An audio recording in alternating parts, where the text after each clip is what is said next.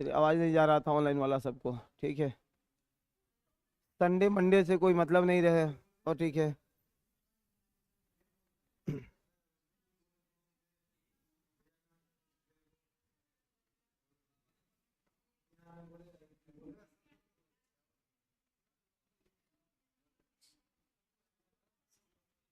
ठीक है,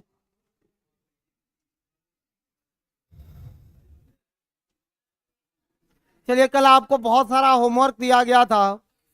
आपसे उम्मीद और एक्सपेक्ट भी यही था। आपसी परिचर्चाएं किसी भी स्तर पर नहीं होनी चाहिए। कल आपसे आपको बहुत सारा होमवर्क दिए थे। उम्मीद भी किए थे कि आप इन होमवर्क को करके आइएगा।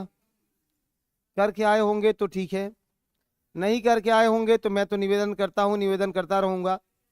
इससे आगे, हाँ, इससे आगे का मेरा कोई क्षेत्र नहीं है। हाँ, कल हमने बात किया था दामोदर घाटी परियोजना पर।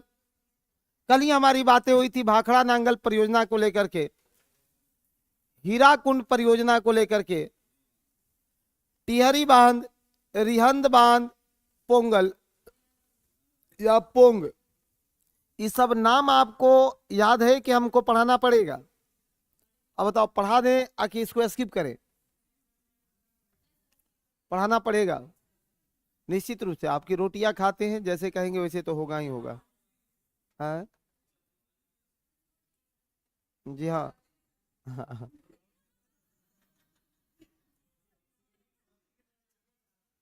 कौन देश के आदमी, कौन देश के आदमी है भाई? मेड इन चाइना नहीं ना है सब। इंडियन का सोचते ऐसे नहीं होता है। चलो, हाँ, इंडियन आदमी सोचता है। हाँ। थोड़ा हटाओ मेरे भाई, चलो आओ आओ पढ़ा देते हैं। दामोदर घाटी परियोजना, बोर्ड पर रहो। दामोदर घाटी परियोजना,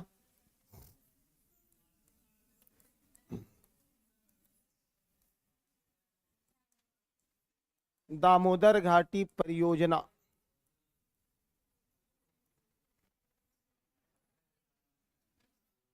सुनो, क्या क्या आपसे इसमें पूछ सकता है? पहला चीज कि कब की है, फटाफट ऐसे ही डायग्राम बना के लिख लेना।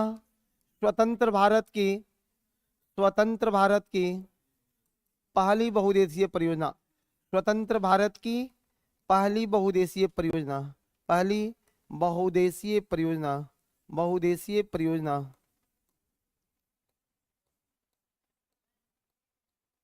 परियोजना 1948 में, 1948 में इसका उद्घाटन हुआ था। 1948, 1948 में इसका उद्घाटन किया गया था साथियों। और इससे, ये किस राज्य की है? झारखंड, पश्चिम बंगाल। ठीक है, बहुत बढ़िया। किस किस नदी के आधार पर बनाया गया है?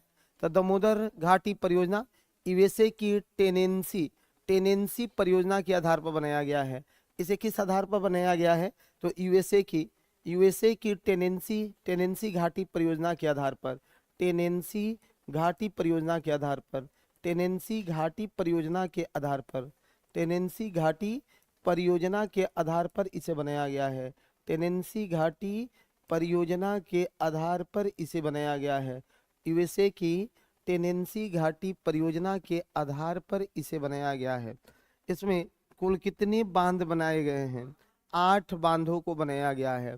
इस दामोदर घाटी परियोजना में बांध कितने? 8 बांध। किसी किसी किताब में 5 बांध लिखा है। कोनो रोड छाप राइटर वन लाइनर टाइप की किताबों को 4 बांध से लिख दिया है। आप कितने डैम बनाओगे? 8 डैम बना लेना। कौन कौन से 8 बांध बनाए गए हैं मेरे भाई? हाँ, लिखते जाओ लिखते जाओ। तिलैया, कुनार, यही काम की बातें हैं। कौन कौन से 8 बांध है? तो इसी में तिलैया है, यहीं पर तिलैया है। तिलैया के बाद, जी हाँ, कोनार बांध भी है। तिलैया है, कोनार बांध है। तिलैया, कुरान, मैथान, पंचेत, मैथान, एक मैथान भी है, पंचेत भी है। मैथान, पंचेत, मैथान, पंचेत, 1 2 3 4, हाँ। तिलैया, कुनार, मैथान, पंचेत। उसके बाद जो है बाल पहाड़ी, बरमू, दुर्गापुर। बाल पहाड़ी, बाल पहाड़ी, बाल पहाड़ी, बरमू, दुर्गापुर, बरमो, दुर्गापुर। हाँ दुर्गापुर को जी हाँ। बाल पहाड़ी, बरमो, दुर्गापुर, ये अलग अलग है, दुर्गापुर अलग अलग है मेरे भाई। एक जो है पंचेत पहाड़ी,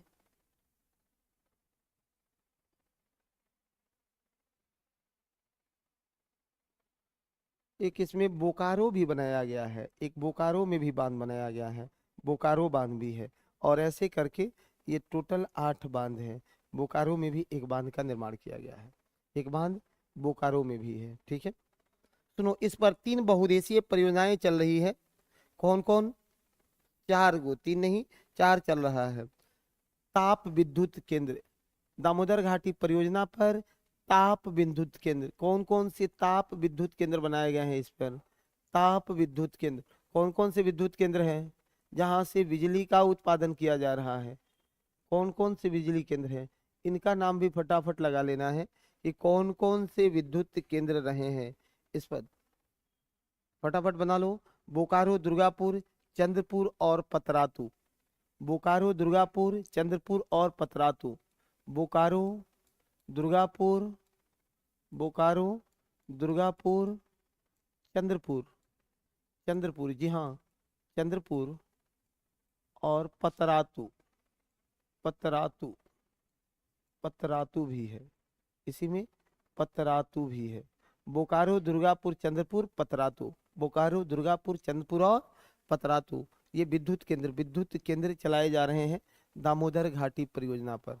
दामोदर घाटी परियोजना का ये विद्युत केंद्र है।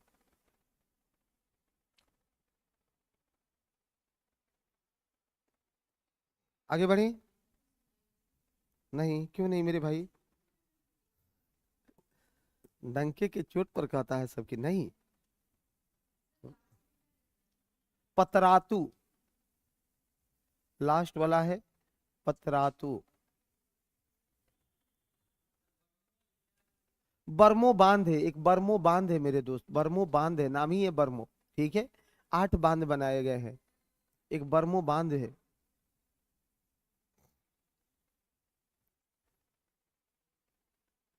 आगे बढ़ाएं, चलो। भाखड़ा नांगल परियोजना,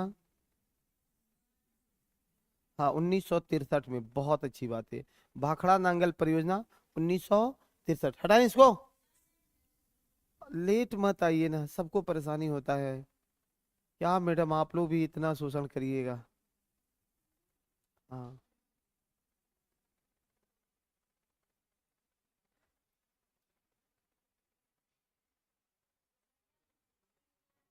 पतरातू कौन? पीआरएल, हाँ 8 बांध के नीचे तिलैया, कोनार, मैथान, पंचेत, बाल पहाड़ी, बरमो, दुर्गापुर और बोकारो। दुर्गापुर और बोकारो, ये 8 बांधों का निर्माण किया गया है। 8 डैम बनाए गए हैं, 8 बांधों का निर्माण किया गया है ये पे।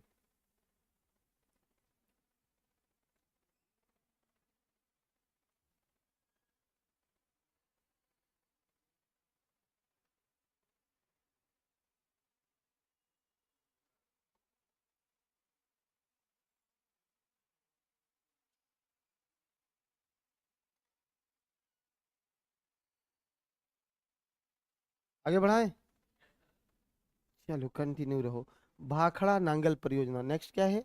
भाखड़ा नांगल परियोजना नेक्स्ट है मेरे दोस्त, भाखड़ा नांगल परियोजना।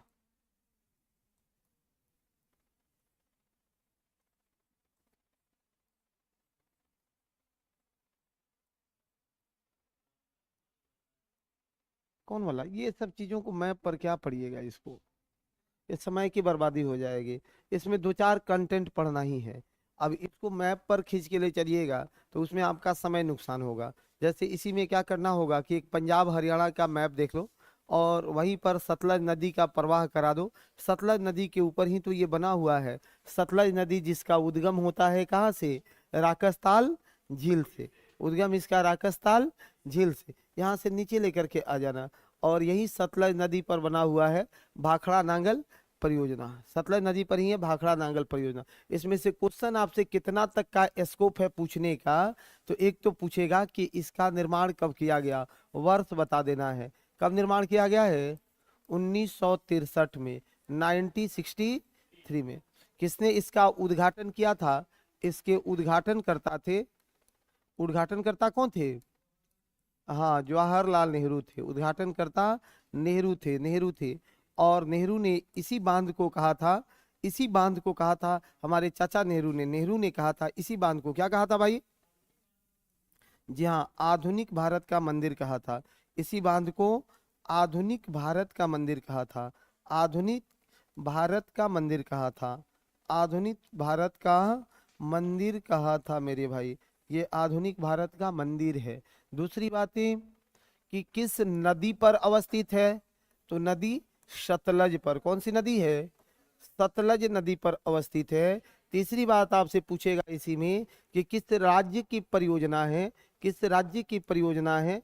तो ये पंजाब की है और हरियाणा की है और राजस्थान की। पंजाब, हरियाणा और राजस्थान की। पंजाब, हरियाणा और राजस्थान की है। राजस्थान की है। देश की सबसे बड़ी परियोजना है। देश की सबसे बड़ी परियोजना है। सबसे बड़ी परियोजना है। सबसे बड़ी परियोजना है मेरे भाई। देश की सबसे बड़ी परियोजना है भाखड़ा नांगल परियोजना। देश की सबसे बड़ी परियोजना है भाखड़ा नांगल परियोजना। सतह सब लोगों का ठीक है? आगे बढ़ाओ। इसी पर, इसी बांध के पीछे एक झील का निर्माण हुआ है। कौन सा झील का निर्माण हुआ है? हाँ, हाँ, गोविंद सागर झील का। बहुत बढ़िया। इस परियोजना से ही एक झील का निर्माण हुआ है। गोविंद सागर झील का निर्माण हुआ है। किस राज्य में? हिमाचल प्रदेश में। गोविंद सागर झील हिमाचल प्रदेश में। गोविंद सागर झील हिमाचल प्रदेश में एक झील का निर्माण हुआ है। कौन सा झील का निर्माण हुआ है? गोविंद सागर झील का निर्माण हुआ है। अब इससे बाहर आपसे कुछ नहीं पूछा जाता है। गोविंद सागर झील का निर्माण हुआ है। और गोविंद सागर है कहाँ? जी हाँ, हिमाचल प्रदेश में है। गोविंद सागर हिमाचल प्रदेश में है। गोविंद सागर झील हिमाचल प्रदेश में निर्मित है। सबका ठीक है? गोविंद सागर झील हिमाचल प्रदेश में है।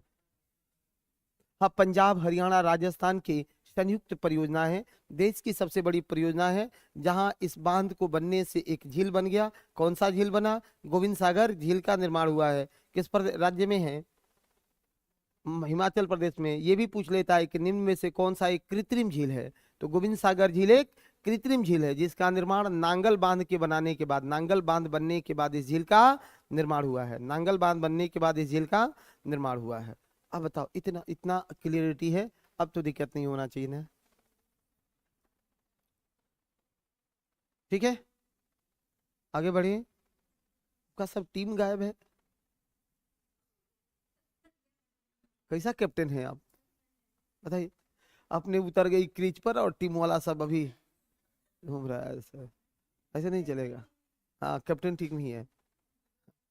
हाँ, हाँ, हाँ, हाँ, हाँ, हाँ। अच्छा, ये आपकी टीम की है? तो ये आपके टीम के बॉलर है सब, बैट्समैन कहाँ गई साहब? हाँ, हाँ, हाँ, हाँ, हाँ, हाँ, हाँ। ये सबसे बड़ा बैट्समैन तो ये है जो यहाँ बैठती है।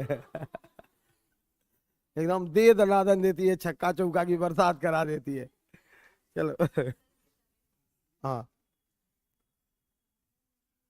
ठीक है सबका। बहुत बढ़िया, हटा इसको भी। थोड़ा तेज पढ़ लेते हैं ना, अब समय कहाँ है हम लोगों के पास। आज 6 तारीख हो गई, आप तो तेज पढ़िए। नेक्स्ट लिख लेना आगे। कोसी परियोजना। कोसी परियोजना। कोसी परियोजना।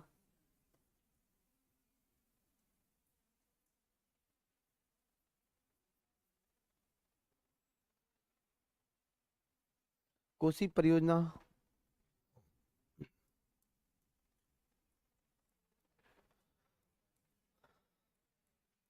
किस नदी पर है? कोसी परियोजना नदी कौन सी है?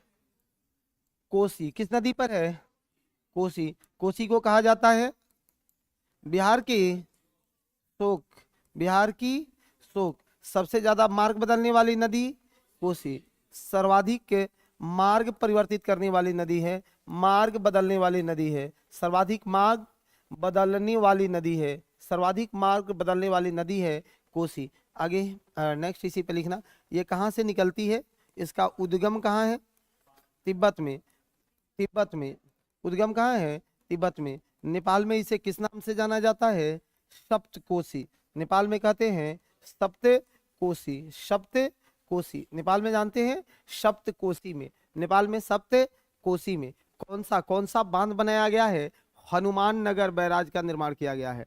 कौन सा बैराज बनाया गया है? हनुमान नगर बैराज, सुपौल के पास बना हुआ है। देखा है कोई? कौन है सुपौल वाला? मधेपुरा है, उधर नहीं है, इधर हनुमान बैराज पर। वाह, बैराज गया है, तब तो ठीक है। चलो, हनुमान नगर बैराज का निर्माण किया गया है, हनुमान नगर बैराज का निर्माण किया गया है। पूछेगा कि हनुमान नगर बैराज का निर्माण कहाँ किया गया है? कोसी नदी पर। हनुमान नगर बैराज का, हनुमान नगर बैराज का। हमको भी बिहार घूमना है एक बार, अभी नहीं। हाँ, वाल्मीकि के वाल्मीकि के तपोभूमि से बुद्ध के तपोभूमि तक साइकिल चलाना है, ये मेरा ड्रीम है। और साइकिल चलाए हुए हमको लगभग 15 साल गुजर गए, लेकिन अगला बार साइकिल चलाऊंगा तो सीधा मेरा सपना है कि वाल्मीकि के तपोभूमि से बुद्ध के तपोभूमि तक। समझ रहा है ना, कहाँ से कहाँ तक? नहीं चला पाएंगे, 10-12 दिन का यात्रा रहेगा जी। यूट्यूब पर प्रचार होगा उसका कि जितना मेरे इस सत्याग्रह का हिस्सा बनने वाला, ये देखिए इतना बड़ा साइकिल यात्रा करेंगे तो चुपे चुपे करेंगे। उसके बाद मेरा राजनीति में एंट्री होगा। वो मेरा, आप देखो ऑनलाइन बोल रहे हैं, ये बात ठीक नहीं है। मैंने अपने जीवन का उद्देश्य बना के रखा है, रोड मैप रखा है कि जिस दिन साइकिल चला लिए वह बिहार का सबसे बड़ा साइकिल यात्रा होगा, कि वाल्मीकि के तपोभूमि से बुद्ध के तपोभूमि तक, यानी कि पश्चिमी चंपारण में वाल्मीकि नगर से, अपना गृह जिला से, मेरा गृह जिला है, आ गया सीधे बुद्ध के तपोभूमि तक 12 दिन। अब 13वां दिन राजनीति में एंट्री, झूठ बोलने का सर्टिफिकेट है। हाँ, है होगा 400, 450, 400 किलोमीटर होगा। तो वो राजनीति उनको थोड़े करना था कि वो पब्लिश करेंगे। हम लोग को साइकिल कम चलाना है, पब्लिसिटी ज्यादा चाहिए। चलो, ज्यादा थकेंगे तो रात में पिकअप पर लदवा के भाग जाएंगे आगे फिर कलोगे दिन के चलेगा कौन उपाय है? तो सुनो, हटाओ। हनुमान नगर भाई, हनुमान नगर में कहाँ है ये? हनुमान नगर में है। किधर है? हनुमान नगर में है। आगे बढ़ाओ। नेपाल और बिहार की संयुक्त परियोजना है, नेपाल और बिहार की संयुक्त परियोजना है साथियों। किस किस की संयुक्त परियोजना है? नेपाल और बिहार की, नेपाल और बिहार की संयुक्त परियोजना है, बिहार की संयुक्त परियोजना है। यहीं से कोसी नहर निकाला गया है, कोसी नहर निकाला गया है, कोसी नहर, जिसका उपयोग हम कहाँ करते हैं? सिंचाई के लिए कोसी नहर का उपयोग करते हैं, सिंचाई के लिए कोसी नहर का उपयोग किया जाता है। चलिए, बहुत अच्छे मेरे भाई। ऑनलाइन वाला दिक्कत नहीं है?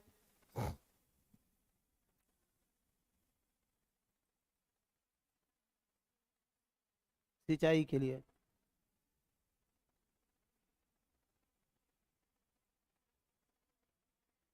बहुत बढ़िया है। सुनो,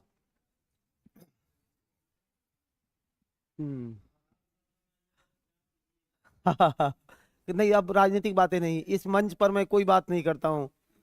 ये मंच बहुत रिस्ट्रिक्टेड मंच है। देखो, मैं बहुत बहुमुखी व्यक्ति हूँ, बहुत खुला व्यक्ति हूँ, डंके के चोट पर कह रहा हूँ। लेकिन जिस प्लेटफॉर्म पर पढ़ाता हूँ, ये प्लेटफॉर्म मुझे अपने सारे विचारों को रखने के लिए स्वतंत्र नहीं है।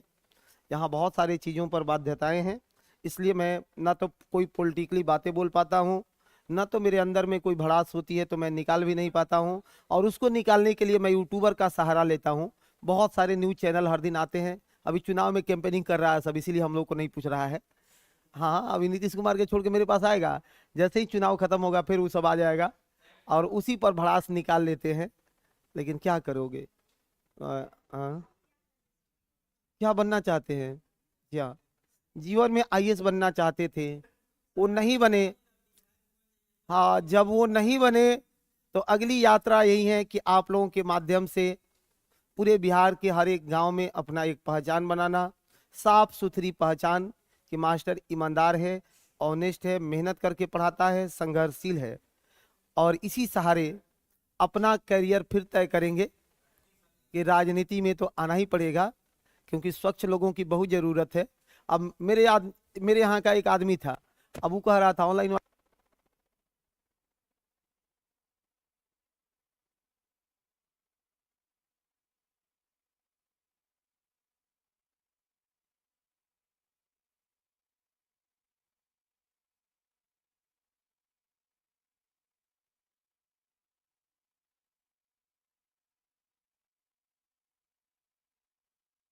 इंसान को नैतिक होना चाहिए, सबसे पहले क्या, नैतिकता होनी चाहिए। और तय है, बहुत अच्छा अभी स्कोप है, जिसको भी पॉलिटिक्स में जाना हो उसके लिए बहुत स्कोप है। अभी बिहार में जनता को किसी एक व्यक्ति पर भरोसा नहीं है। अगर कोई एक व्यक्ति सच में ईमानदार निकल जाए तो बिहार की जनता उस पर अपना जान लुटा देगी। एक पैसा भी नहीं होना, अपना पैसा देके चुनाव लड़ा देगी। अभी किसी पर भरोसा नहीं है, सब के सब ठग रहे हैं, छल रहे हैं। किसी जेपी की जरूरत है इस बिहार को, लेकिन दिक्कत है कि जेपी है ही ना। प्रशांत किशोर का भी भरोसा नहीं है। जानता है क्यों भरोसा नहीं है? वो आदमी भी अपने जीवन में इतना ज्यादा जो है, इतना ज्यादा कैंपेनिंग कर दिया ना दूसरे के बारे में। अब एक बार आप आते हो नीतीश कुमार के साथ तो गाना लिखते हो कि नीतीश कुमार है बिहार में बाहर है, और जस्ट एक साल के बाद आते हो तो कहते हो कि नहीं वो तो गड़बड़ है। अब जनता क्या कहेगी? गड़बड़ बात है ना। जेपी ने इस चीज को कभी स्वीकार नहीं किया था। पता है आपको, जयप्रकाश नारायण, आपकी परीक्षा में एक क्वेश्चन जरूर आएगा जेपी से। वो ब्रह्मा की लकीर है जेपी। बीपीएससी कोई सी भी परीक्षा ले, एक क्वेश्चन जेपी से छपना ही छपना होता है। और उस व्यक्ति के विचार को मैं जब पढ़ा तो मेरे मतलब एक दिन तो मैं सो नहीं पाया। उस व्यक्ति ने, राजेंद्र बाबू ने प्रेरित किया कि ब्याह कर लो, वो कहे ना ब्याह नहीं करेंगे, तो उन्होंने उनके प्रेरणा से ब्याह कर ली। ब्याह के बाद मन हुआ जेपी का, सुनो कि नहीं ये तो गड़बड़ हो गया भाई, हमको पढ़ना चाहिए। 1922 में वो पढ़ने के लिए कहे पत्नी से, नहीं ये तो गड़बड़ हो गया भाई, अब ब्याह ये तो गलती से नहीं हो गया है, हमको पढ़ना है। पत्नी ने भी कहा कि ठीक है, अगर तुमको पढ़ना ही है तो पढ़ो, आजीवन हम भी ब्रह्मचर्य रहेंगे। उस महिला प्रभावती देवी को भी बहुत बहुत सैल्यूट। आजीवन उन्होंने ब्रह्मचर्य धर्म का पालन किया, उनकी पत्नी प्रभावती ने, देवी ने। और वो खुद अमेरिका चले गए पढ़ने के लिए। जेपी अमेरिका से पढ़ करके आया हुआ व्यक्ति अब भारत में, बताओ, पटना से पढ़ के गांव में जा रहा है तो धमाल मचा दे रहा है। वो कहां से पढ़ के आ रहे थे? अमेरिका से। और उन्होंने आवाज बुलंद किया सोशलिस्ट का, समाजवादी बनने की, समाजवादी बनाने की। स्वतंत्रता आंदोलनों में देखो, हजारीबाग जेल में गए, जेल में लगा के अरे कमरा में बंद हो गए, 17 फीट ऊंचा दीवार था, फान गए, कूद गए, मारेंगे, बहुत मार मारेंगे, वो जुनून और जज्बा था। उसके बाद देश में एक छत्र राज्य थी इंदिरा गांधी की, अरे आजादी भी वही दिलवाए। उनको कौन सा पोस्ट नहीं मिल जाता? आप ही बताओ जेपी को। माने 1 नंबर 2 नंबर छोड़ दो कि प्रधानमंत्री फिक्स था कि नेहरू बनेंगे, उप प्रधानमंत्री पटेल बनेंगे, तीसरा नंबर के बाद कोई सा भी पद जेपी को मिल जाता अगर वो चाहते तो। लेकिन उन्होंने पद को ठुकरा दिया, लोगों की आवाज बनने की कोशिश की। और जब देखा कि एक शहजादी इस कदर सब कुछ चला रही है, हाँ, हिटलर का प्रवृत्तियां हावी हो रहा है, तो उन्होंने 1974 में संपूर्ण क्रांति का आह्वान कर दिया अकेले। और उनके विचार में नैतिकता थी तो पटना का गांधी मैदान केवल विद्यार्थी से खचाखच भर गया था। 1974 का वो आंदोलन विद्यार्थियों का आंदोलन था, कोई बुजुर्ग नहीं आ रहा था उसमें। और अभी भी जो आंदोलन शुरू होगा ना इस देश में, वो आंदोलन विद्यार्थी शुरू करेंगे। कारण क्या है कि सबसे ज्यादा असंतोष विद्यार्थी में है। बुरा लगता है कि कोई अभिभावक बचपन से ही पढ़ा लिखा करके आपको ग्रेजुएट कराया, मास्टर डिग्री दिलाया, पटना रखा, दिल्ली रखा, और यहां से किस मुंह से विद्यार्थी लौटे कि हमको नौकरी नहीं मिली है। बहुत दुखद लगता है वो बातें। हमने भी इस चीज को अनुभव किया है बहुत नजदीक से। कुछ दिन पहले अभिभावक को लग रहा था कि बेटा आईएएस बन करके आएगा, पूरे गांव में डंका बजेगी, और बाद में फोन से खबर दिया गया कि इस बार नहीं हुआ। उस गार्जियन पर क्या बीता, मेरे पर जो बीता उससे ज्यादा उन पर बीतता था ना। रात में नींद नहीं आते थे उनको भी कि इस बार भी नहीं हुआ, अगले बार के लिए कोशिश करो, दबे मन से। कोई गार्जियन दूसरा मौका बहुत खुशी मन से नहीं देता है, दबे मन से कि चलो अगले बार के लिए कोशिश करो। और कहीं ना कहीं इसके जड़ में हमारी व्यवस्था प्रशासन जरूर है। इस प्रशासन और व्यवस्था को मैं जरूर दोषी ठहराता हूं कि मेरे भाई हर हाथ को हुनर दे दो, बाकी कुछ मत दो इस देश को। कोई सब्सिडी की जरूरत नहीं है, कोई जो है हमको बेरोजगारी भत्ता नहीं चाहिए, कोई स्कॉलरशिप नहीं चाहिए, सब बंद कर दो। बस हर हाथ को हुनर दे दो, नौकरी क्रिएट कर दो। गवर्नमेंट में जितना हो सके करो, प्राइवेट नौकरी भी क्रिएट करो कि कम से कम वहां से भीड़ तो शिफ्ट इधर हो ना, वहां भी तो चीजें बदलने लगे। तो इसलिए अब ज्यादा नहीं बोलेंगे, आज तो कुछ ज्यादा ही बोल दिए, ठीक है हटाओ, नहीं तो आ जाएंगे भाव भाव में तो गड़बड़ हो जाएगा क्या। हाँ हाँ यूट्यूब पर। हाँ नहीं कोई ठीक नहीं है ना भाई, चलो ठीक है, आगे छोड़िए हटा दीजिए, अब पढ़ो। आपके पास एक अवसर है और ये अवसर आपका जून तक का है। सुनो, इतनी बातों को चीजें बस यही है कि जून तक के लिए अवसर है। जो लोग भी अगर तनिक भी किसी काम में फंसा है उससे निकल जाना। कोई सा भी काम में फंसे हो, दुनिया का कोई काम इससे प्यारा है ही नहीं। और इस जिस जगह पे आप बैठे हो, जहां से आप हो, जिस स्टेज में हो, यहाँ पर बहुत सारे काम रहते हैं विद्यार्थी को, है कि नहीं है। तो सब काम से निकल के एक काम है पढ़ाई। 1 महीना पढ़ लेना है। 1 महीना में अगर आप हर दिन 12 घंटा ईमानदारी से घर पे पढ़ते हो तो 360 घंटा हुआ। ईमानदारी से ये 360 घंटा आपका जीवन बदल देगा, नहीं तो फिर बहुत कष्ट है। ये आपको लगता होगा कि हम लोग बहुत सुखी हैं, जी बिल्कुल सुखी नहीं है हम लोग भी। आपको यहाँ से, जी हाँ बहुत सुखी नहीं है, बहुत सुखी नहीं है। इस क्षेत्र में भी, इस क्षेत्र में भी बहुत सारी स्थितियां हैं, परिस्थितियां हैं। और अब तो लगता है कभी कभी कि चलो ठीक है, छुटका भी कहीं नौकरी इससे बढ़िया था कि कर लेते। लेकिन जीवन में एक जुनून था कि नहीं हुआ तो पढ़ाएंगे, पढ़ा करके बहुत बड़ा मास्टर बनेंगे, पूरे देश में नाम रोशन करेंगे। और इसमें भी बहुत अच्छी दुनिया है, लेकिन इसका स्ट्रगल आप देखिएगा ना तो इसका स्ट्रगल बहुत बड़ा है। इसलिए जी हाँ, इस स्ट्रगल से इतर बातें हो रही हैं कि इससे इतर होकर के काम करिए, ठीक है। आपको नौकरी मिल जाए वही मेरा जीवन का असली उद्देश्य होगा। छोड़ो हटाओ इमोशनली, नहीं तो बातें बहुत हो जाएगी, तो ये ठीक नहीं होगा। आगे नेक्स्ट हम लोग बातें कर रहे थे फिर किस पर, रिहंद पर। ये काम तो आपका कोसी का हो गया, कोसी से रिहंद पर हम लोग बात कर रहे थे। हाँ?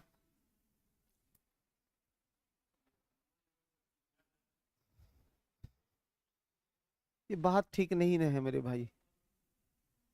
ए नहीं आप मेरे को जान समझ के भी अच्छा नहीं कर रहे हैं मेरे साथ, ऐसे मत करो भाई। चलो रिहंद परियोजना, क्या बातें हो रही थी, रिहंद पर, रिहंद परियोजना, रिहंद परियोजना। अब ये रिहंद परियोजना की नदी कौन सी है, सोन नदी पर है, सोन नदी पर है।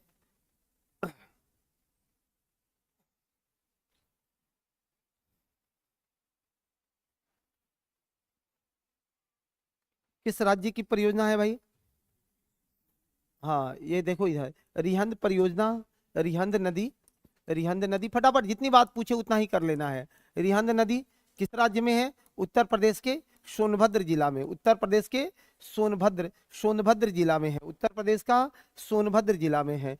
इसी इसी बांध बनाने के बाद, रिहंद बांध बनाने के बाद वहां एक जो है झील बना हुआ है, जो भारत का सबसे बड़ा कृत्रिम झील है, भारत का सबसे बड़ा कृत्रिम झील है, सबसे बड़ा कृत्रिम झील है, भारत का सबसे बड़ा कृत्रिम झील बना हुआ है। कौन सा कृत्रिम झील है, गोविंद बल्लभ पंत, गोविंद, जी हाँ गोविंद, आ, वो केवल कृत्रिम झील बताए होंगे ना, वो तो गोविंद सागर को हम बताए होंगे उस समय कि यह कृत्रिम झील है। सबसे बड़ा परियोजना है भाखड़ा नांगल परियोजना। दोनों दो बात है, समझ गए मेरी बात।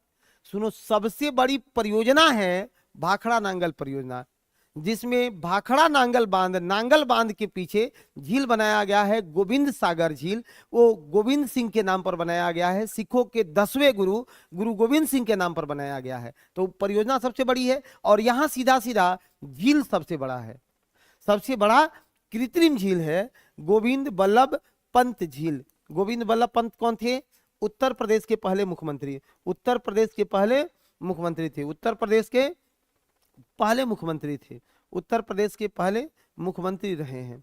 इसमें इससे ज्यादा कुछ पढ़ने की कोई जरूरत नहीं है। आए, जी हाँ, वो भी कृत्रिम झील है, ये भी कृत्रिम झील है। जब भी कोई बांध बनाओगे तो बांध के जो शैडो एरिया होगा वहां जल इकट्ठा होगा कि नहीं, तो जल इकट्ठा होगा तो झील नुमा बन जाता है, झील ही तो बनते हैं उससे। ठीक है, आगे बढ़ाइए, आगे बढ़ना है। हाँ, रिहंद नदी, उत्तर प्रदेश, सोनभद्र जिला, भारत का सबसे बड़ा कृत्रिम झील। रिहंद ये सहायक नदी है किसके, सोन की, सोन की सहायक है, सोन की सहायक नदी है भाई, सोन की सहायक नदी है। आगे बढ़ाएं, समय नहीं लेना है, फटाफट लिखते जाना है।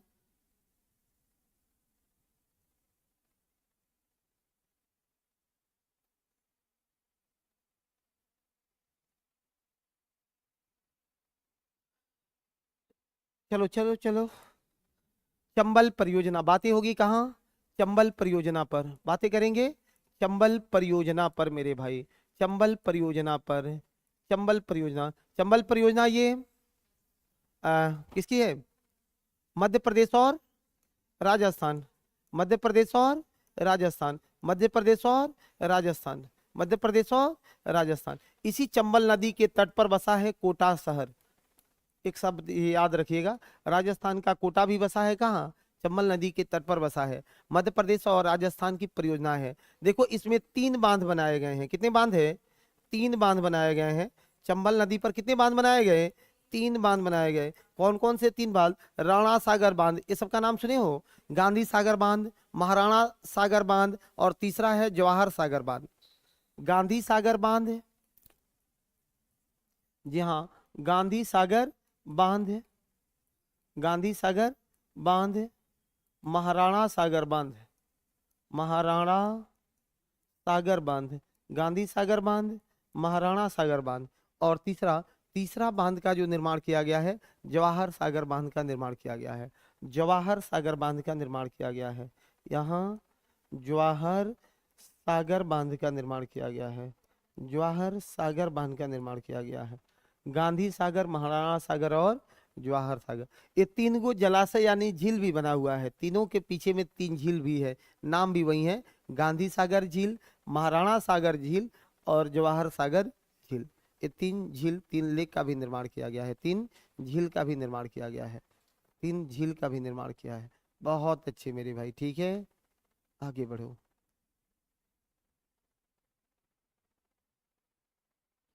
चंबल, चंबल में इससे ज्यादा आपसे कुछ नहीं पूछा जाएगा, चंबल के लिए ये बहुत है, पर्याप्त है। हीराकुंड,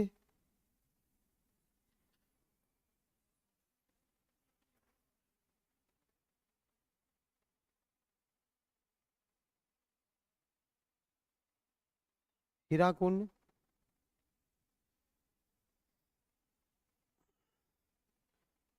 बताए ना,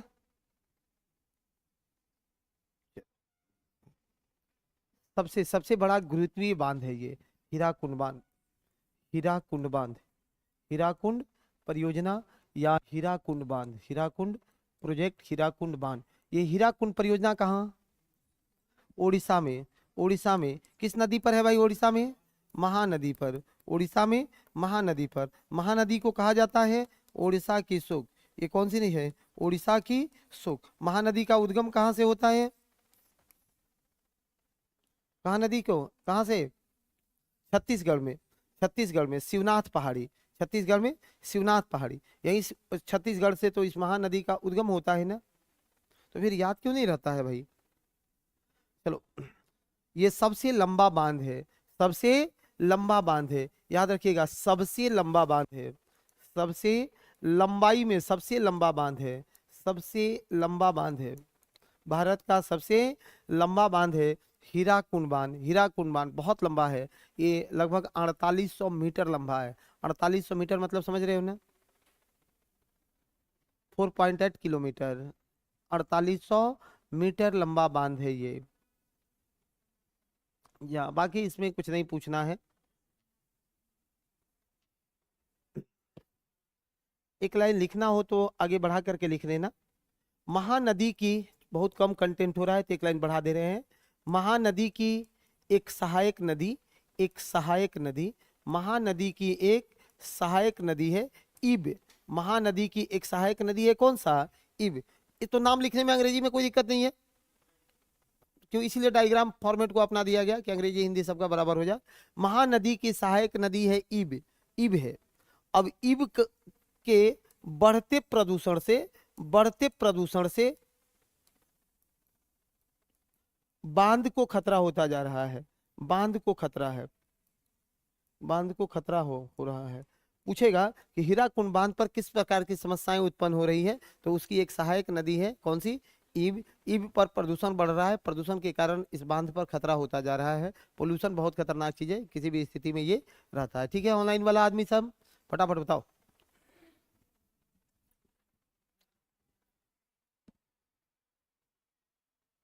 चलिए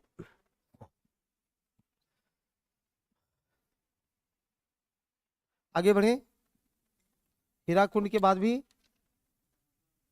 हाँ हाथ हटा लिए, जैसे कहिए वैसे चलेगा भाई।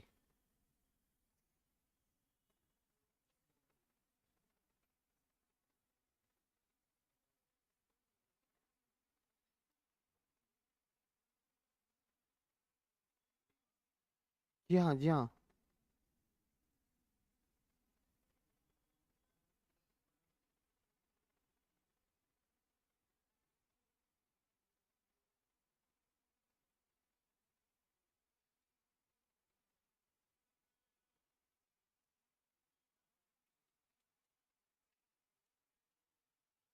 आगे गंडक परियोजना, गंडक प्रोजेक्ट बिठाए, बिठाए ना।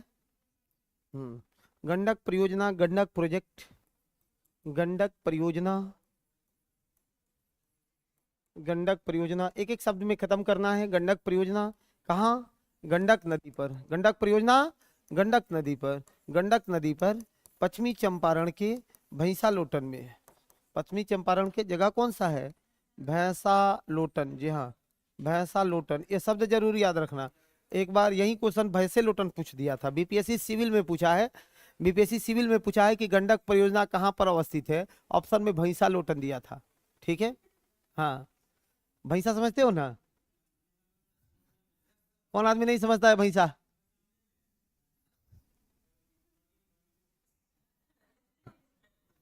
बाबू उल्टा लटकवा देंगे। हाँ, बाद में मास्टर बन के जाइएगा। चलो,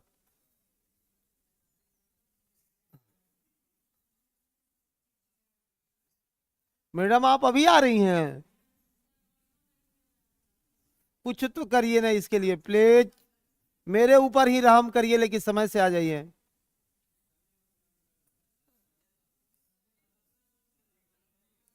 और आपके आने से पहले कितनी परियोजनाएं पढ़ाई हुई है आपको पता है? मैं एकदम सीरियस होकर के आया और पढ़ाने ही धुन लगा, धुन धुन करके। नहीं मजा आएगा ना। माना कि आज फैक्चुअल चीज है, आप लिख लीजिएगा, कल से तो फैक्चुअल नहीं रहेगा ना, फैक्ट से आज आप लिख लेंगे, कोई बात नहीं है। चलो ठीक है। ये किसके किसके किसके बीच ये परियोजना है?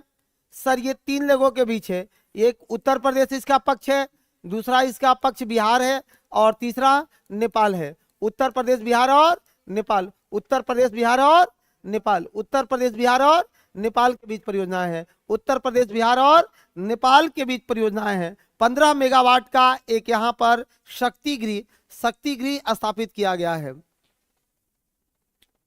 दूसरा, जी हाँ, यहाँ 4 नहरों का निर्माण किया गया है।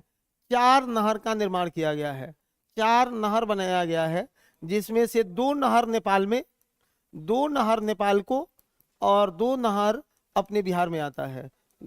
जी हाँ, और 2 नहर जो है वो भारत वाले के है, भारत के पक्ष में है। यही 2 नहर नेपाल को हम लोग ने दे दिया बना करके, जाओ तुम लोग भी क्या नाम लेगा क्या। 2 नहर नेपाल को, 2 नंबर भारत में है। 2 नहर नेपाल और 2 नहर भारत का है। ठीक है सबका, आगे बढ़ाएं। त्रिवेणी नहर का नाम सुने हैं ना? तो उपमाई दे दी गई त्रिवेणी इसका, लेकिन है वहां पर 4 नहर। ये भारत में जो आने वाला नहर है वो तिरहुत नहर का नाम सुने होइएगा। तिरहुत, जो सीधे आकर के मुजफ्फरपुर तक आता है, बहुत बड़ा नहर है तिरहुत नहर। जी हाँ, जो चंपारण से आता है वही तिरहुत नहर है। और एक देउरा नहर है इससे निकल करके, उसका नाम मत लिखिए, चलते रहिए, जहां से आएगा वहां से आपको पढ़ा दिया गया है। इंदिरा गांधी नहर परियोजना, जी हाँ, भैंसा लोटन, भैंसा लोटन, इस पर बहुत आप लोगों को बात भी किए थे, भैंसा लोटन है। लोटन, लोटा नहीं, लोटा विद्रोह कहां हुआ था, क्यों हुआ था, अरे लोटा विद्रोह का कारण क्या था, मैंने कहा है, सुनो, कैदियों को पीतल के लोटा के जगह पर मिट्टी का लोटा प्रोवाइड किया जा रहा था जेल में। अब माटी के लोटा लेके पानी भरने जाता था, गिर के फूट गया, उसके बाद उनको लोटा नहीं दिया जाता था, तो सब लोटा के लिए अनशन पर बैठ गया, इसलिए नाम पड़ गया लोटा विद्रोह। मांग कर रहा था कि पुनः हमको पीतल का लोटा चाहिए। कैसा लोटा चाहिए, पीतल का। परीक्षा में एक नंबर क्लियर हो गया। आगे बढ़ाओ। इंदिरा गांधी नहर परियोजना, इंदिरा गांधी नहर परियोजना, इंदिरा गांधी नहर परियोजना, बोर्ड पर आना है। यहां इंदिरा गांधी नहर परियोजना, इंदिरा गांधी नहर परियोजना, नहर परियोजना, पता है ना, भारत की सबसे बड़ा नहर है, भारत का सबसे बड़ा नहर है इंदिरा गांधी नहर। इंदिरा गांधी नहर परियोजना, इंदिरा गांधी नहर परियोजना, कब इसको कब शुरुआत किया गया था, 1958 में। बहुत अच्छी बात है, कब शुरू किया गया था, 1958 में। एक बार क्वेश्चन पूछ लिया है इसको लेकर के, 1958 में इसे शुरू किया गया था। कहां, क्या, कहां से शुरू किया गया था, सुनो,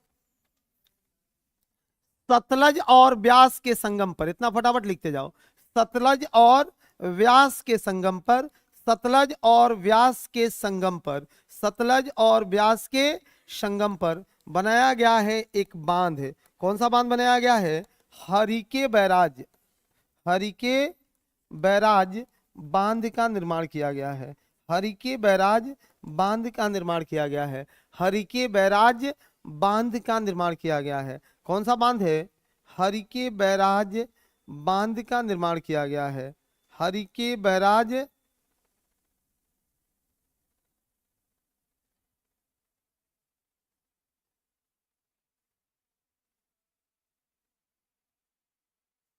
हरिके बैराज बांध का निर्माण किया गया है। दिक्कत है, हरिके बैराज बांध का निर्माण किया गया है।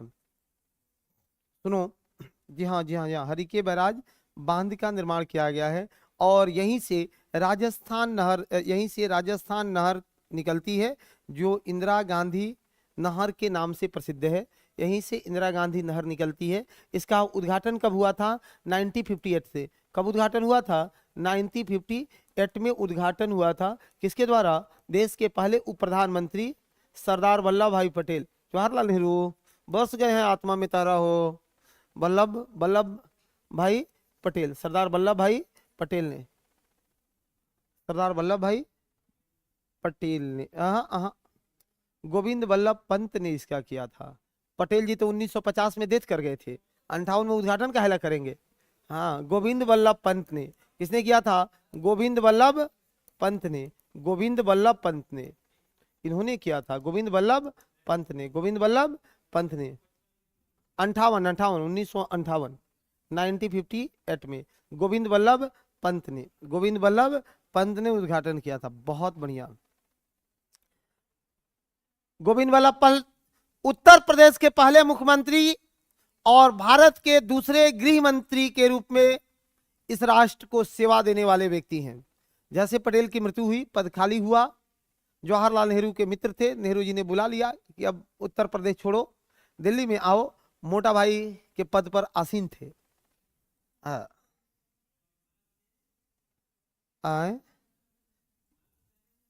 गृह मंत्री हुआ करते थे मेरे दोस्त। लिखो, इस नहर के द्वारा राजस्थान के, इस नहर के द्वारा राजस्थान के कहा, गंगानगर, राजस्थान के गंगानगर बीकानेर, गंगानगर, बीकानेर, जैसलमेर। गंगानगर, बीकानेर, बीकानेर, जैसलमेर और बाड़मेर। जैसलमेर, जैसलमेर और बाड़मेर। बाड़मेर, जैसलमेर और बाड़मेर। जैसलमेर और बाड़मेर में सिंचाई किया जाता है। जैसलमेर और बाड़मेर में सिंचाई किया जाता है। सबसे, हाँ सबसे लंबी नहर है, बहुत बढ़िया, सबसे लंबी नहर है, बहुत है, 215 किलोमीटर लगभग लंबा है ये। 207, ठीक है, कुछ स्रोतों में दिया होगा, लेकिन इसका मुख्य नहर जो है वो 650 किलोमीटर लंबा है, मुख्य नहर है। उसके ब्रांचेज अलग अलग गए हैं। मुख्य नहर 650 किलोमीटर लंबा है और उसके ब्रांचेज अलग अलग जिला में डाले गए। उसमें से राजस्थान फीडर 215 किलोमीटर लंबा है।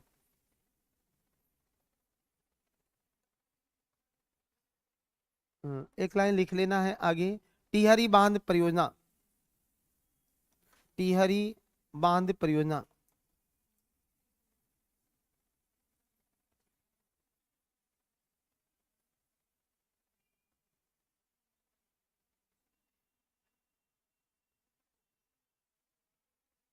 टिहरी बांध परियोजना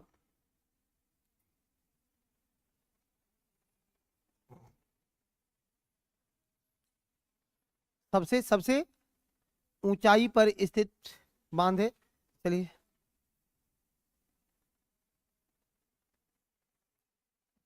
टिहरी बांध परियोजना, टिहरी बांध परियोजना। इसकी कुछ एक्स्ट्रा बात को जरूर आप ऐड कर लेना। टिहरी बांध परियोजना, नदी कौन सी है टिहरी के लिए, किस नदी पर है? हाँ हाँ हाँ, भागीरथी, भागीरथी। भिलंगना जहाँ संगम होती है ना, वहां से 1 किलोमीटर अलग है ये। भिलंगना से 1 किलोमीटर पहले ही बनाया गया है टिहरी बांध परियोजना। भागीरथी नदी पर है, भागीरथी नदी पर अवस्थित है, भागीरथी नदी पर अवस्थित है, भागीरथी नदी पर अवस्थित है। उत्तराखंड में, स्टेट कौन सा? उत्तराखंड। यूके में, यूके में सबसे ऊंचाई पर स्थित है, सबसे ऊंचाई पर स्थित, ऊंचाई पर स्थित बांध है। भारत में सबसे ऊंचाई पर स्थित बांध, बांध इसे माना जाता है। सुनो दूसरी बात, दूसरी बातें जो इससे काम की बातें हम लोगों को पूछेगा, यह किस क्षेत्र में आता है? यह भूकंप जोन 5 में आता है, भूकंप जोन 5 में आता है। एक लाइन जरूर लिख करके रखना कि यह भूकंपीय क्षेत्र 5 में आता है, भूकंप 5th में आता है, भूकंपीय क्षेत्र 5th का हिस्सा है। यही कारण है कि इस बांध का विरोध किया था किसने? इस बांध का विरोध किया था, किसने किया था? सुंदरलाल बहुगुणा ने, सुंदरलाल बहुगुणा ने इस बांध का विरोध किया था, सुंदरलाल बहुगुणा ने। इस बांध का विरोध किसने किया था? सुंदरलाल बहुगुणा ने, सुंदरलाल बहुगुणा ने इस बांध का विरोध किया था मेरे भाई। सुंदरलाल बहुगुणा ने इस बांध का विरोध किया था, सुंदरलाल बहुगुणा ने ही इस बांध का विरोध किया।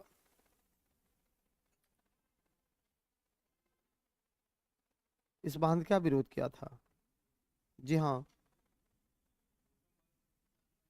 हाँ, इसीलिए कि इतने ऊंचाई पर बांध बना रहे हो, आगे भूकंप आएगा और भूकंप आने से इस देश को बहुत बड़ा नुकसान होगा। इसी को लेकर के इन्होंने इसका किया था। आगे लिखना है नर्मदा घाटी परियोजना। भूकंप जोन 5 में भारत में कई गो भूकंप जोन है? ना बताइबो हो। 4 भूकंप जोन है। कितना है? 4 भूकंप है। एक हटा के तो काउंट कर देना, एक नहीं है भूकंप जोन 1 नहीं है, तो 2 3 4 5। अब इसका क्षेत्र को फटाफट खींच लेना। देखो, चीजें समराइज करके पढ़ना सीखिए, किसी भी चीज को बहुत एक्सपेंड करके नहीं पढ़ना है। एक्सपेंड करके पढ़िएगा, सब्जेक्ट कोई भी हो, नुकसान आपको हो जाएगा।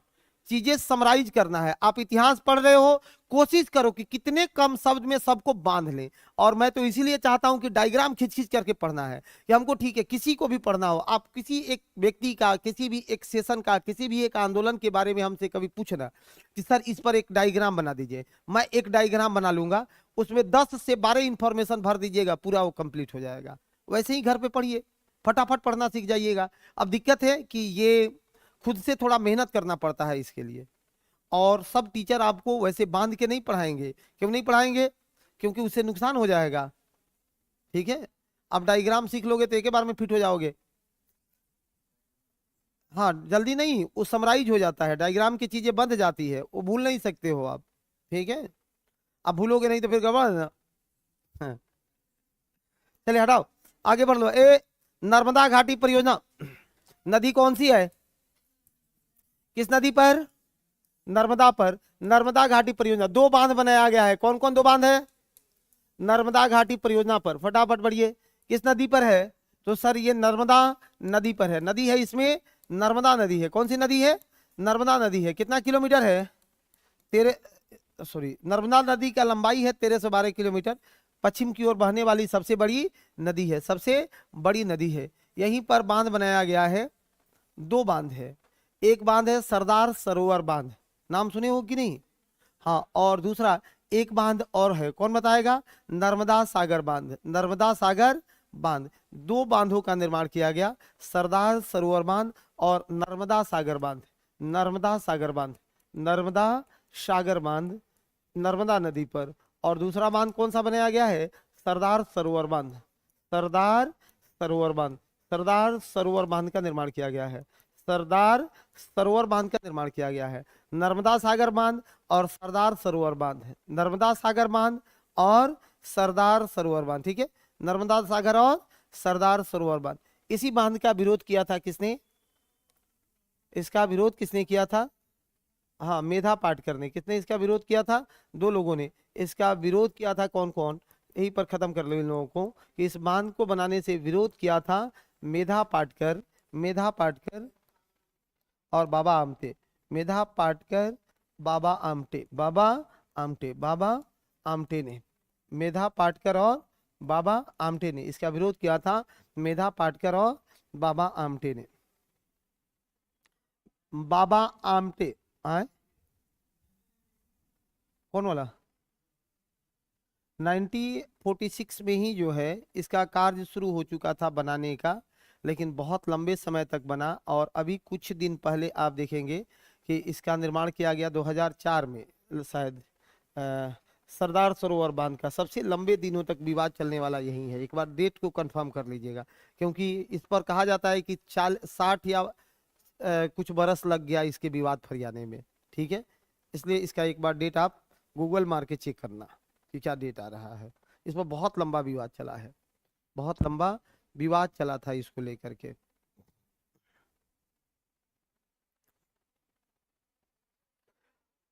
यह यह किसके किसकी संयुक्त परियोजनाएं हैं?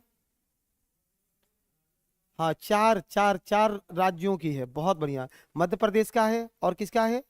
महाराष्ट्र का भी है इसमें, और गुजरात का भी है, राजस्थान का भी है। गुजरात और राजस्थान का है, गुजरात और राजस्थान का है। इसलिए ज्यादा लंबा दिन तक विवाद खींच गया था, ज्यादा लंबा दिनों तक ये विवाद खींच चुका था, ज्यादा लंबा दिनों तक ये विवाद खींचा था।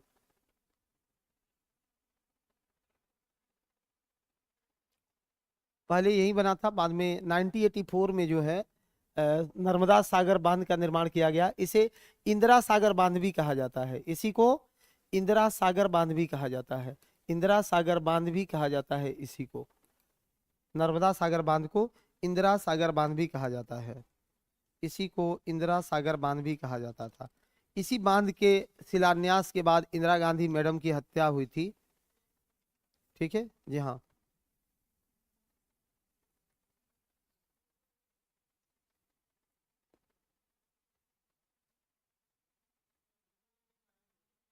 एटी फाइव दे रहा है। हाँ, बहुत लंबे दिनों तक ये विवाद चला है निश्चित रूप से। 84 में नर्मदा सागर बांध का निर्माण इंदिरा गांधी ने इसका शिलान्यास करी थी। अच्छा, उसको हम क्लियर कर देंगे, उसके लिए छोड़ दीजिए, वो नहीं दिया होगा ना, इसलिए नहीं दिया होगा कि ये बहुत विवादित रहा है सरदार सरोवर बांध। ठीक है, अभी अब हम कैसे डिसाइड किया जाएगा अभी?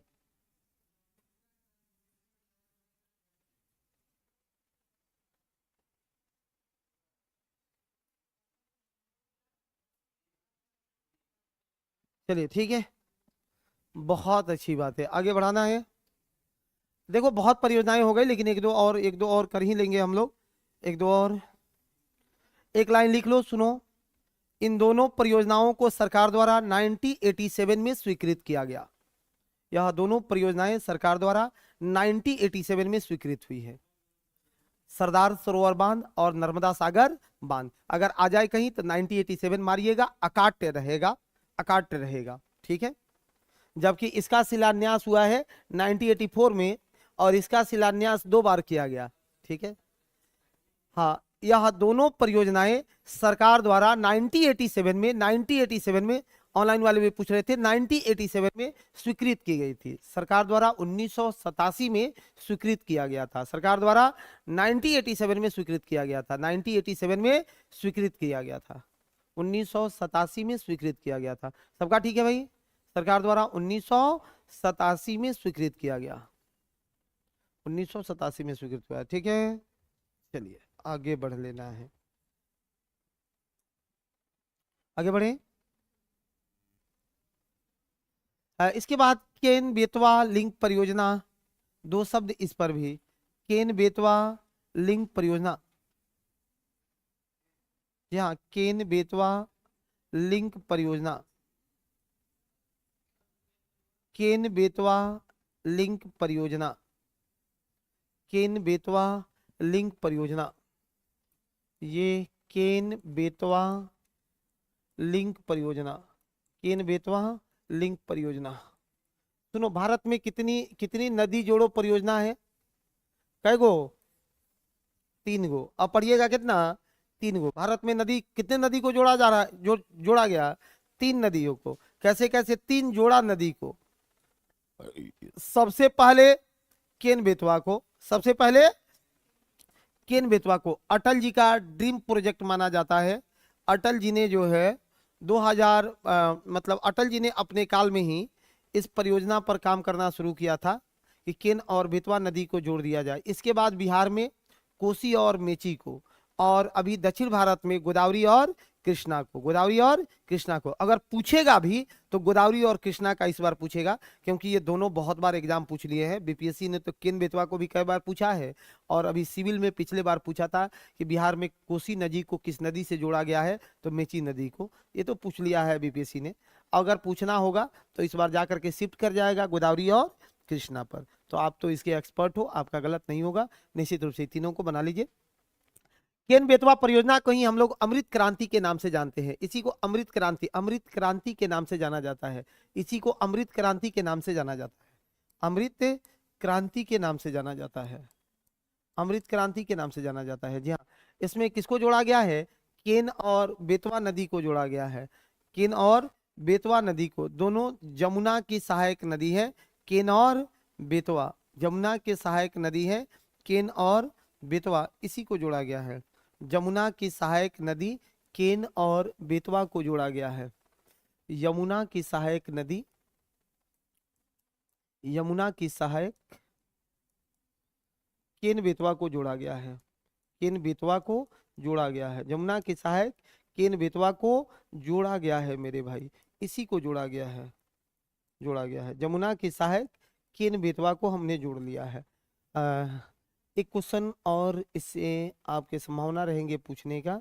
क्या क्वेश्चन पूछ सकता है? हाँ, इसके संचालन के लिए Ken Betwa link project authority का निर्माण किया गया है। Ken Betwa link project authority का निर्माण किया गया है। इसके संचालन कौन करता है? इसका संचालन कौन करता है, मॉनिटरिंग कौन करता है? तो Ken Betwa link authority, Ken Betwa link authority का, लिंक अथॉरिटी का, अथॉरिटी का निर्माण किया गया है। लिंक अथॉरिटी का निर्माण किया गया है, निर्माण किया गया है। केन बेतवा लिंक अथॉरिटी का निर्माण किया गया है मेरे भाई।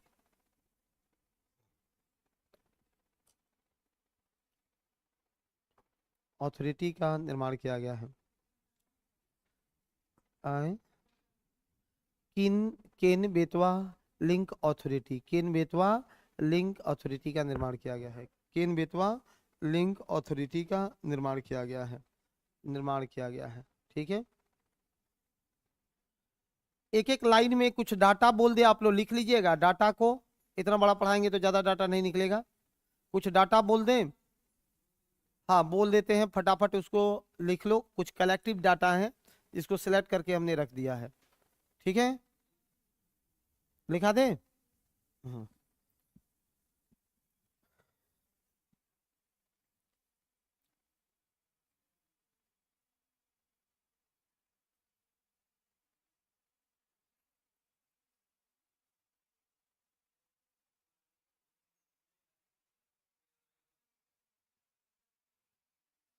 ठीक है सब लोग, चलो एक काम करते हैं, एक काम करते हैं, एक ऐसा कॉलम बना लेना, एक ऐसा कॉलम बना लेना, एक ऐसा कॉलम बना लेना, ठीक है। पूरे अपने कॉपी में, खड़े कॉपी में यहाँ लिख लेना है परियोजना, यहाँ लिख लेना है परियोजना। अब ज़्यादा डेप्थ में ना जा करके केवल नाम लिख लेना है परियोजना।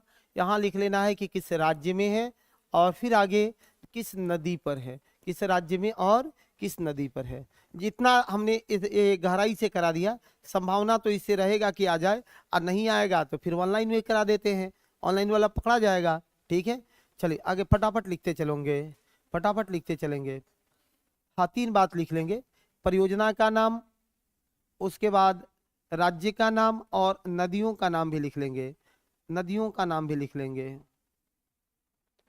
ओंकारेश्वर परियोजना, ओंकारेश्वर परियोजना, छोटी सी परियोजना है, ओंकारेश्वर परियोजना।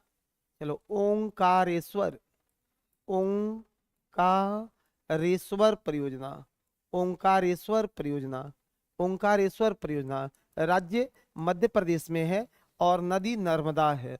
ओंकारेश्वर परियोजना मध्य प्रदेश में किस नदी पर, नर्मदा नदी पर है। ओंकारेश्वर परियोजना मध्य प्रदेश में नर्मदा नदी पर है, नर्मदा नदी पर है। फरक्का परियोजना, जी हाँ पश्चिमी बंगाल में है। फरक्का परियोजना पश्चिमी बंगाल में है। नदी कौन सा, हुगली या गंगा, दोनों में कुछ भी दे सकता है। ज्यादा चांस है हुगली लिखने का, क्योंकि ये ओरिजिनली हुगली पर ही है, हुगली नदी पर है। पश्चिम बंगाल में और कौन कौन सी परियोजना है, मयूराक्षी परियोजना, हुगली नदी पर पश्चिम बंगाल, हुगली नदी पर पश्चिम बंगाल में, हुगली पश्चिम बंगाल में। मयूराक्षी, मयूराक्षी, मयूराक्षी, हाँ ये पश्चिम बंगाल एवं झारखंड की परियोजना है। जी हाँ मयूराक्षी नदी पर, मयूराक्षी परियोजना, बोर्ड पर लिख दे, आओ ना बोलो ना भाई। मयूराक्षी, इसी का एक उपनाम है कनाडा परियोजना, इसी का एक उपनाम है कनाडा बांध है, कनाडा बांध है। भारत में किस राज्य में कनाडा बांध है, ये पश्चिम बंगाल और झारखंड का है, पश्चिम बंगाल और झारखंड में, पश्चिम बंगाल प्लस झारखंड में, सॉरी अच्छा राज्य यही है ना, पश्चिम बंगाल और झारखंड में, पश्चिम बंगाल और झारखंड में। नदी मयूराक्षी, कौन सी नदी है, मयूराक्षी नदी पर, नदी मयूराक्षी, नदी कौन सी है, मयूराक्षी, मयूराक्षी नदी पर। जी हाँ मयूराक्षी नदी पर मेरे भाई, मयूराक्षी नदी पर। बाकी हमने दामोदर घाटी परियोजना तो बहुत गहराई से पढ़ा दिया, दामोदर में तो दिक्कत नहीं होगा किसी को, है क्या, हाँ किसी को दिक्कत नहीं होगा दामोदर में भाई। रंजीत सागर बांध, कनाडा बांध बोलते हैं उसको, कनाडा, एक देश है कनाडा, उत्तरी अमेरिकी देश है, क्षेत्रफल के दृष्टि से दूसरा सबसे बड़ा देश है विश्व में, भारत से लगभग 5 गुना बड़ा है कनाडा, उसी कनाडा की बात हो रही है। कनाडा जिसका तटीय रेखा सबसे लंबी तटीय है समुद्र की है, कनाडा बांध। हाँ इसमें मतलब कनाडा बांध बोलते हैं कि कनाडा के वो एक नदी है, और उसी नदी के बेस बना करके इस मयूराक्षी नदी पर बनाया गया है, उसी से उपमा दे दी गई है, ना ना ना, ऐसे दिमाग में नहीं लगाना है। अब वो कनाडा की कोई नदी है, लॉरेंस वगैरह या क्या नदी है, उस नदी के बेस पर बनाया गया है इसे, ठीक है। इतना कहल जरूरी बता रहा। अरे भारत की अपनी संप्रभुता है कि नहीं है। अब तुम कहो कि हमारा संविधान पूरे भारत के संविधान का कॉपी पेस्ट किया हुआ संविधान है, जहां 60 देशों के संविधान लिया गया,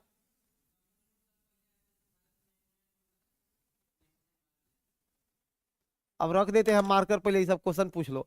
अब वो कह रहा है कि नहीं है सर। सुनो, आज हमने 10 मिनट पहले ही सुना दिया है, अब मत सुनो, आपका समय बहुत कीमती है। अभी किसी ने कहा कि समुद्रगुप्त पहले आया था, समुद्रगुप्त पहले आया था, तो नेपोलियन की उपमा उसे कब दे दी गई? सुनो, कौटिल्य, कौटिल्य पहले आए थे, तो मैकाविली क्यों कहा जाता है उनको? सब बातों को, सब बातों को तो इसी से तुलनात्मक रूप से देखोगे तो पकड़ाएगा ना। अब बातें सुन लो। सर, समुद्रगुप्त का अध्ययन कब हुआ? इतिहास पहले और अभी के इतिहास में क्या अंतर है? आप इतिहास जो पढ़ रहे हो, मेरा ये क्षेत्र नहीं है, लेकिन मैं बोल रहा हूं अपने क्षेत्र से बाहर निकल के। आज सुनो, इतिहास का अध्ययन कैसे हुआ? तो पहले क्या था? राजतंत्र, सामंतवादी व्यवस्था थी ना, तो सामंतवादी व्यवस्था में इतिहास का सीधा मतलब होता था कि राजा के बारे में पढ़ना है और राजा के बारे में लिखना है। जो इतिहासकार उससे बाहर निकलता था ना, उसको उल्टा लटकवा दिया जाता था। सीधी कहानी है। तो वो मौर्यन एरा हो, ये गुप्त एरा हो, गुप्तोत्तर हो, या जो भी हालात हो, इन सब में इतिहास का केंद्र वही रहा। तो ठीक है, हमारे देश के इतिहासकारों ने उस समय जो भी आए, अब कौटिल्य को सीधा सीधा एक इतिहासकार करार दिया जा सकता है कि उसने भी तो अपने राज्य मौर्य का इतिहास ही तो लिखा, कहां बाहर निकल करके लिखा, सब कुछ अपना चंद्रगुप्त मौर्य पर केंद्रित रखा। लेकिन उससे बाहर निकल करके देखिए कि जब पूरे वैश्विक स्तर पर रिसर्च, अनुसंधान और प्रामाणिकता की बात होने लगी, तब उस प्रामाणिकताओं में कहा गया कि सर, जैसे फ्रांस में नेपोलियन ने पूरे यूरोप की धजिया उड़ा दिया था, कोई युद्ध हारा नहीं वाटरलू से पहले, वाटरलू तक लगातार लड़ाइयां लड़ा। नेपोलियन कौन सा युद्ध हारा? वाटरलू का युद्ध हारा था ना। उससे वैसे ही तो भारत का एक प्राचीन काल में भी एक राजा रहा था, जिस राजा ने कैसा युद्ध लड़ना शुरू किया, अजय रहा। लेकिन हम कहते हैं कि ये सोच भी यूरोपियन इतिहासकार की संकीर्ण मानसिकता को दर्शाता है कि हमारे समुद्रगुप्त से उसने जो है नेपोलियन की तुलना कर दिया, नेपोलियन से समुद्रगुप्त की तुलना कर दिया। अब सुनो, जबकि हकीकत यह है कि समुद्रगुप्त उस नेपोलियन से बहुत ऊपर है। इतिहासकार थे बीएस, क्या नाम था उसका? नहीं, हाँ, वीएस स्मिथ, एक इतिहासकार है वीएस स्मिथ, वो यूरोपियन इतिहासकार है, नाम भी लिख लेना, वीएस स्मिथ। वहीं बीएस स्मिथ ने समुद्रगुप्त की तुलना नेपोलियन से कर दिया है कि ये नेपोलियन जैसा योद्धा था। तो बीएस स्मिथ कब आ रहे हैं? 15वीं सदी में आ रहे हैं। समुद्रगुप्त कब का है? 15वीं सदी नहीं, 19वीं सदी में आ रहे हैं, 19वीं 20वीं सदी में आ रहे हैं। तो इस बीएस स्मिथ ने पढ़ा था किसको? प्रयागराज प्रशस्ति को। इसको पढ़ के न तुलना कर दिया था। तो उधर लेकर के हमको मत जाइए। जो है मैकाविली कब कहा गया? कि सर, जब यूरोपीय लोगों ने पढ़ना शुरू किया। किसको पढ़ना शुरू किया?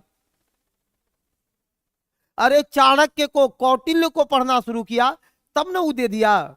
आज भी गांव में गरीब का बच्चा कितना भी स्मार्ट हो ना, लोग उसकी तुलना करते हैं। उससे किसी का तुलना करते हैं जी? नहीं है। लोग कहते हैं कि अरे फलवा बड़ा गरीब है, लेकिन उसका बेटा एकदम गजब का है, वो तो लगता है कि इसके कोई अमीर आदमी हो, उसके बेटा जैसा ही दिखता है, जबकि उसका बेटा नाक का टेढ़ होगा, और उससे उसकी तुलना करने लगते हैं। करते हैं कि नहीं? गरीब वाला ज्यादा स्मार्ट होता है। वही हालात मेरे साथ भी हुई। दिक्कत है, हमारे देश के इतिहासकारों ने भी जस्टिस नहीं किया। वो लोग भी अपना किताब बेचवाने के चक्कर में यूरोपीय इतिहास को फॉलो करने लगे। बहुत सारे इतिहासकार भारत के भी पढ़ोगे, रामचंद्र गुहा, चाहे वो जेएनयू के थे एक इरफान हबीब, इरफान हबीब बहुत बड़े इतिहासकार हैं, या सुमित सरकार हैं, इन लोगों ने भी उधर लिखना शुरू किया। तो सॉरी, मैं अपने सब्जेक्ट से बाहर निकल के बात करना नहीं चाहता हूं। उसके लिए मेरा यूट्यूब प्लेटफॉर्म है कि नहीं है? बात करना होगा तो यूट्यूब पर बात करेंगे, यहाँ सब्जेक्ट पर रहेंगे, सब्जेक्ट पर रहेंगे।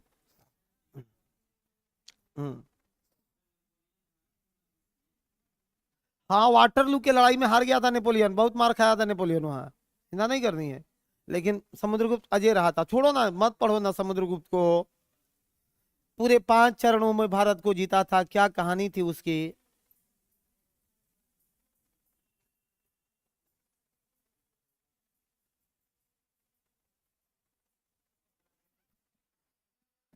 चलिए, अब लिखा है वो लिख लिए रहते रे दोस्त, कितना लिख लिए रहते, तुम लोग भी गड़बड़ कर देता है।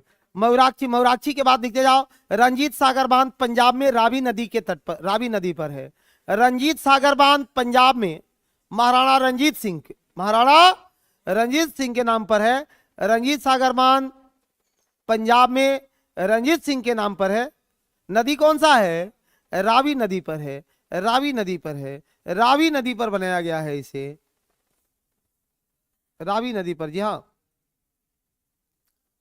आगे, जी हाँ आगे बढ़ो। उसके बाद लक्ष्मी सागर बांध, लक्ष्मी सागर बांध, 3 बातें लिखना है क्योंकि जितना गहरा पढ़ाना था उसका तो हमने पढ़वा दिया, फटाफट करवा रहे हैं। लक्ष्मी सागर बांध उत्तर प्रदेश, नदी है बेतवा। लक्ष्मी सागर बांध उत्तर प्रदेश किस नदी पर है? बेतवा नदी पर है। नदी कौन सी है? बेतवा नदी पर है। नागार्जुन सागर बांध आंध्र प्रदेश, नागार्जुन सागर बांध आंध्र प्रदेश, नागार्जुन सागर बांध आंध्र प्रदेश में कृष्णा नदी पर है, कृष्णा नदी पर है आंध्र प्रदेश में। नदी कौन सी है? कृष्णा नदी पर, कृष्णा नदी पर, कृष्णा नदी पर है। आगे बढ़ो। तुंगभद्रा परियोजना, तुंगभद्रा आंध्र प्रदेश, आंध्र प्रदेश, आंध्र प्रदेश में। नदी तो जानते ही वो तुंगभद्रा, इसका नाम है उसी पर, तुंगभद्रा, तुंगभद्रा। तुलबुल, तुलबुल परियोजना, हाँ नदी तुंगभद्रे है। तुलबुल परियोजना जम्मू कश्मीर झेलम, तुलबुल जम्मू कश्मीर झेलम, जम्मू कश्मीर झेलम में। एक और जम्मू कश्मीर में लिखो, रातले परियोजना जम्मू कश्मीर, आंध्र प्रदेश में है। छूट गया है तो आगे बढ़ जाइए ना, बाद में किसी से ले लीजिएगा, क्लास में शामिल हो जाइए। चलो भाई 8 मिनट 7 मिनट का समय है, धड़ाधड़ पढ़ना है, कम से कम 14 को नाम लिख लेना है, फटाफट लिखो। तुलबुल परियोजना जम्मू कश्मीर, झेलम नदी, झेलम नदी। रातले परियोजना जम्मू कश्मीर चेनाब नदी, रातले परियोजना, रातले परियोजना जम्मू कश्मीर। नदी कौन सी है?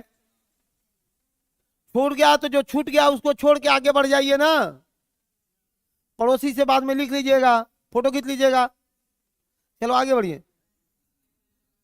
हाँ नेक्स्ट, नेक्स्ट कोसी हमने पढ़ा दिया, ओकाई पढ़ा दिया, माही लिख लो।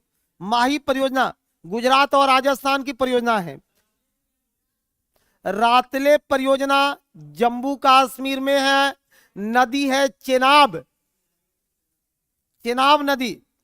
माहे परियोजना, माही नदी गुजरात और राजस्थान में। माहे, माहे एक गुजरात राजस्थान की परियोजना है, गुजरात और राजस्थान की परियोजना है, गुजरात राजस्थान की परियोजना है। नदी कौन सी है? माही नदी। पता है ना, यही कर्क रेखा को 2 बार धजिया उड़ाती है, काटती भी है माही नदी। आगे, जी हाँ, और फटाफट केवल गुजरात वाला एक साथ लिखवा देते हैं, करते चलो। साबरमती परियोजना गुजरात में, साबरमती परियोजना गुजरात में। नदी कौन सी है? साबरमती। साबरमती परियोजना गुजरात में, नदी क्या है? साबरमती। कौन सी नदी है? साबरमती। आगे बढ़िए। जी हाँ, पनाम, पनाम परियोजना गुजरात में, पनाम, जी हाँ पनाम परियोजना भी गुजरात में, पनाम भी गुजरात में। नदी पनामे नदी है, एक नदी है पनाम, पनाम, पनाम नदी। घाट प्रभा, घाट प्रभा परियोजना है, घाट प्रभा कहां? कर्नाटक में। घाट प्रभा परियोजना कर्नाटक में, घाट प्रभा परियोजना कर्नाटक में। नदी कौन सी है? घाट प्रभा। कौन सी नदी है? घाट प्रभा। मालप्रभा कर्नाटक में, मालप्रभा कर्नाटक में। नदी कौन सी है? मालप्रभा, मालप्रभा नदी है, मालप्रभा नदी है। कर्नाटक, कर्नाटक ही पढ़ रहे हैं मेरे भाई। मालप्रभा, घाट प्रवाह पर, माल प्रवाह पर, ठीक है।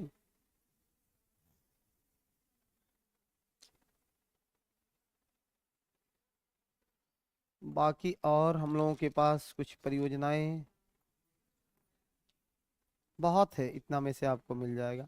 अब मचकुंड वगैरह का नाम है तो उसको काम चल जाएगा। आप कल एक काम करिए, कल के लिए थोड़ा होमवर्क करिए, कल के लिए होमवर्क करिए जो कल पढ़ के आना है। कल को पढ़ के आइए, जी हाँ छोड़िए, अब कल के लिए पढ़ के आइए, कल पढ़ के आना है। राष्ट्रीय जल नीति मसौदा 2012 को, राष्ट्रीय जल नीति मसौदा 2012 में आया था, उसको पढ़ के आना है। राष्ट्रीय जल नीति मसौदा 2012 पढ़ के आना है। ये सब कोर टॉपिक्स है जहां से क्वेश्चन आते ही आते हैं, ठीक है, और अक्सर विद्यार्थी इसको छोड़ देता है। आगे लिखो, सिंचाई पढ़ के आना है। सिंचाई में ड्रिप सिंचाई, सिंचाई में, जी हाँ, सिंचाई में पढ़ के क्या क्या आना है, पढ़ के आइएगा। बाकी मैं जितना आवश्यक होगा उसको तो पढ़ा दूंगा ना, कुछ नहीं है तो गूगल जरूर कर लेना, 2 बार 4 बार गूगल करके आना। ड्रिप सिंचाई, छिड़काव सिंचाई, स्प्रिंकलिंग, ड्रिप सिंचाई, छिड़काव सिंचाई, फर्टिगेशन, फर्टिगेशन को पढ़ लेना है, जी हाँ, फर्टिगेशन, छिड़काव को, स्प्रिंकलिंग को, ठीक है, वो अलग है, फर्टिगेशन अलग है, इसको भी पढ़ के आना है। दूसरी बात कि सरकार का इसमें क्या स्थिति चल रहा है, सिंचाई पर, जैसे नलकूप सिंचाई, नलकूप सिंचाई, तालाब सिंचाई, नहर सिंचाई, ये सब पर बात करेंगे, नहर सिंचाई, ये सब पर बात करेंगे। एक चीज और पढ़ लेना, अंतर्राष्ट्रीय या अंतर्राज्यीय नदी विवाद, अंतर्राज्यीय नदी विवाद, कौन कौन से नदियों पर सबसे ज्यादा विवाद है अभी, किस किस नदियों पर सबसे ज्यादा विवाद है अभी, उस नदी के विवादित क्षेत्रों पर भी आपसे बात करेंगे। और संभव हो सके तो प्राकृतिक आपदाओं को पढ़ लेना है कि भारत में अभी तक कौन कौन सी प्राकृतिक आपदाएं आई है, प्राकृतिक आपदा पर भी पढ़ के आइएगा, संभव हो सके तो प्राकृतिक आपदा भी पढ़ के आना है। हो जाएगा सब लोगों का, प्राकृतिक आपदा भी पढ़ के आना है, प्राकृतिक आपदा भी पढ़ के आना है, प्राकृतिक आपदा भी पढ़ के आना है।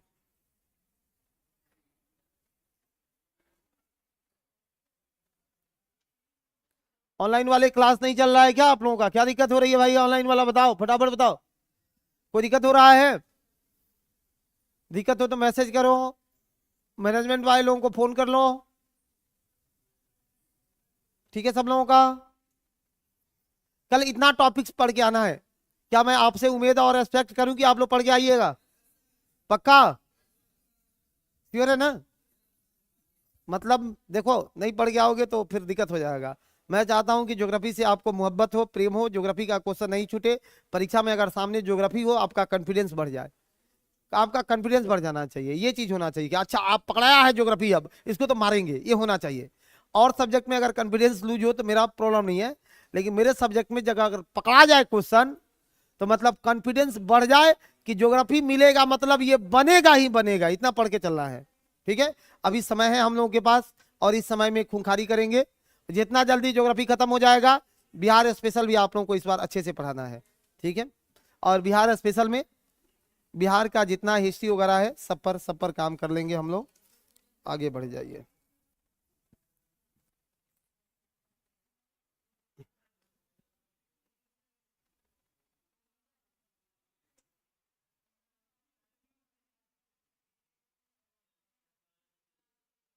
कोई प्रॉब्लम नहीं है, बहुत अच्छे, थैंक यू।